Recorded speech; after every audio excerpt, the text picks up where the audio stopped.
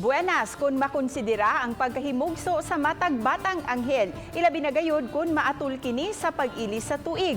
Atong himamaton kinig usa sa mga New Year babies dinhi sa atoa, pinaagi sa report ni Nico Sereno.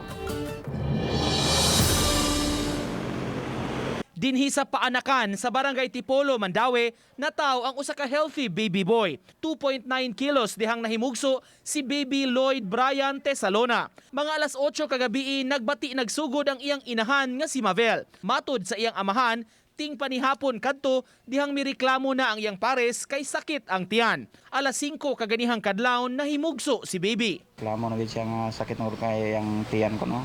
Nga nanay dugo nga migawa siyang kuan. Nga mo to pag-aray na mo. Wala po magdugay. Gikalipay pag-ayo sa pamilya ang ilang first baby nga nataw ning unang adlaw sa tuig. Labing gipasalamatan sa amahan, luwas nga pagmabdos og normal delivery. Salamat po. May bisag dire may nagkuan New Year. Malipayon gyapon kay nanganak siya nga kuan safety o walay kapulian. Ang mga staff sa paanakan na excite usab sa New Year baby.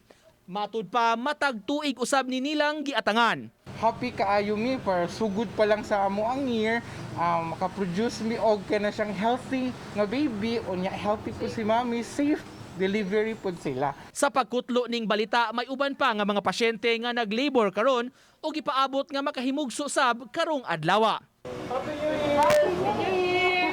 Uban ni Godfrey Relien, Nico Sereno, Balitang Bisdak.